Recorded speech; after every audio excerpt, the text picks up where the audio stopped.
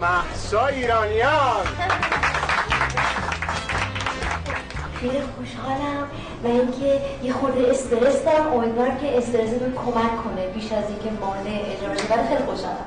ما سال 85 رفتیم دانشگاه تئاتر بخونیم، بعد فکر کردیم که واسه من رد کارپت پهن کردن که منو کشف کنن. یه نمه که گذشت دیدم که اصلا تنها چیزی که براشون مهم نیست کشف بنده است. بعد فکر می‌کردم که حالا من میگن صوفیای ثانی اومده و اینا. بعد اولش گفتم که آقا من میخوام بازیگر اصلا معروف دنیا بشم، سینمای دنیا. بعد یه نمه گذشت گفتم سینمای ایران، سینما خانگی، آقا آبدارخونه رادیو جا نداره ما بیایم وایسیم کار کنیم.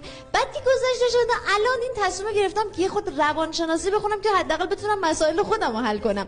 از اون جایی که تو مملکت ما همه سر جای خودشون قرار گرفتن، چند سال پیش من رفتم مجری تلویزیون شدم، ژانر نوجوان. اون موقع حداقل 35-40 سالم بود. بعد یکم که گذشت فکر کردم که خب حتما من میام بیرون، منو میشناسن، امضا میگیرن، بعد خیلی معروف میشم و اینا، بعد خیابونا خلوت میشه که فقط منو مثلا به برنامه منو ببینن. بعد میرفتم تو مترو میدم کیپ تا کیپ مردم تو مترو همه خسته اونا، بعد کی برنامه منو دید؟ شما هم تو مترو بودین که. بعد یک جمله دردناکی که در واقع بعدش دردناکه اولش لذت بخش، یعنی برعکس آمپول عمل میکنه رو من خیلی شنیدم. مثلا من میگم چقدر قیافه شما آشناست و من خوشحال میشم. شبیه این پسرخاله دلغکم یا، یعنی این خیلی دیگه دردناک تره. یه مشکل دیگه که مجری خانم‌ها نمی‌شناسن اینه که صدا سازی میکنن. الان وایسید قشنگ درست مثل آدم داره حرف میزنه، چراغ دوربین که روشن میگن رو آنتنیم درود بر شما، خیلی خوشحالم که در خدمت شماست.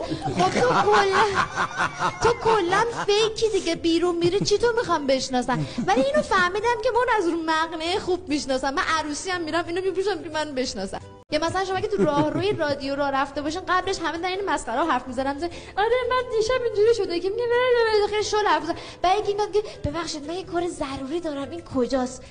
یه دره سبز خوشگل مستقیم دست راست، در آن نفس که بمیرم در آرزوی تو باشم. خود بعد این یه مسئله‌ایه که در واقع بچه‌های مجری دارن. خوب خالی پر کنیم. مثلا هیچ پلی بک ندارن پخش، خالی پر کن. الان توضیح مثلا پلی بک ندارن پخش کنن و اینا، بعد میگن بله در بسیار زیباست دیوار زیباتر، به بخشی رو که همکارانم آماده کردن میاد. خلاصه خیلی مونده بود تموم کنی؟ نه من فقط خواستم بگم اون موقعی که شانس تقسیم میکردن من تو صف نون بودم که کارت بخوره این شکم. آبی به همه میاد. استقلالی من چیز دیگه کنم. بحثشون پرسپولیس و اینا فکر میکنم. حالا به احوال 6 تایی ها که چیزه. یه روز بخیر. خواهش میکنم.